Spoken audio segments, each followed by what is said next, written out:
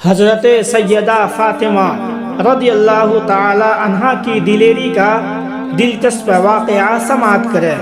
حضرت عبداللہ بن مسعود رضی اللہ تعالی عنہ فرماتے ہیں کہ ایک مرتبہ حضور صلی اللہ علیہ وسلم مسجد حرام میں تشریف فرما تھے اور ابو جہل بن ہشام، شیبہ بن ربیعہ، عتبہ بن ربیع، عقبہ بن ابی محیط، امیہ بن خلف، دو اور آدمی کل 7 کافر حتیم میں بیٹھے ہوئے تھے اور حضور صلی اللہ علیہ وسلم نماز پڑھ رہے تھے اور نماز میں لمبے لمبے سجدے کر رہے تھے۔ ابو جہل نے کہا، تم میں سے کون ایسا ہے جو فلاں جگہ جائے؟ فلاں قبیلہ نے جانور ذبح کر رکھا ہے اور اس کی اوجڑی ہمارے پاس لے آئے، پھر ہم وہ اوجڑی محمد کے اوپر ڈال دیں گے۔ ان میں سے سب سے زیادہ بدبخت عقبہ بن ابی معیط گیا اور اس نے وہ اوجڑی لا کر حضور صلی اللہ علیہ وسلم کے کندھوں پر ڈال دی، جبکہ حضور صلی اللہ علیہ وسلم سجدے میں تھے۔ وہ کہتا ہے، میں وہاں کھڑا تھا، مجھ میں بولنے کی بھی ہمت نہیں تھی، میں تو اپنی حفاظت نہیں کر سکتا تھا۔ میں وہاں سے جانے لگا کہ اتنے میں آپ کی صاحبزادی حضرت فاطمہ رضی اللہ تعالی عنہا نے یہ خبر سنی۔ وہ دوڑی ہوئی آئی اور آپ کے کندھوں سے اوجڑی کو انہوں نے اتارا، پھر قریش کی طرف متوجہ ہو کر ان کو کچھ باتیں کہیں۔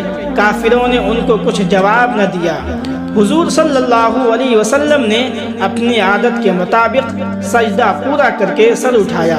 جب آپ نماز سے فارغ ہوئے تو 3 مرتبہ یہ بددعا کی، اے اللہ تو قریش کی پکڑ فرما، عقبہ، عتبہ، ابو جہل اور شیبہ کی پکڑ فرما۔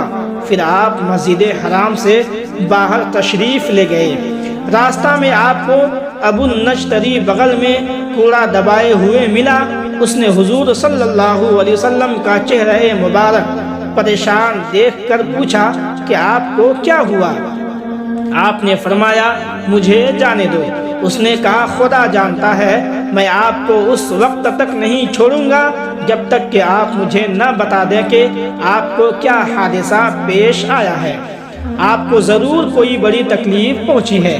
جب آپ نے دیکھا کہ یہ تو مجھے بتائے بغیر نہیں چھوڑے گا تو آپ نے اس کو سارا واقعہ بتایا کہ ابو جہل کے کہنے پر آپ پر اوجڑی ڈالی گئی۔ ابو النجتری نے کہا، آؤ مسجد چلیں۔ حضور صلی اللہ علیہ وسلم اور ابو النجتری چلے اور مسجد میں داخل ہوئے۔ پھر ابو النجتری ابو جہل کی طرف متوجہ ہو کر بولا، اے ابو الحکم، کیا تمہارے ہی کہنے کی وجہ سے محمد صلی اللہ علیہ وسلم پر اوجڑی ڈالی گئی ہے؟ اس نے کہا، ہاں۔ ابو النجتری نے کوڑا اٹھا کر اس کے سر پر مارا۔ کافروں میں آپس میں ہاتھا پائی ہونے لگی۔ ابو جہل چلایا، تم لوگوں کا ناش ہو، تمہاری اس ہاتھا پائی سے محمد صلی اللہ علیہ وسلم کا فائدہ ہو رہا ہے۔ محمد صلی اللہ علیہ وسلم یہ تو چاہتے ہیں کہ ہمارے درمیان دشمنی پیدا ہو جائے اور وہ ان کے ساتھی بچے رہیں۔ یہ واقعہ حیات الصحابہ صفحہ نمبر 385 میں موجود ہے۔ اسی طریقے کے اسلامی معلومات کے لیے آپ میرے چینل کو سبسکرائب کریں اگر آپ میرے سبسکرائبر نہیں ہیں تو۔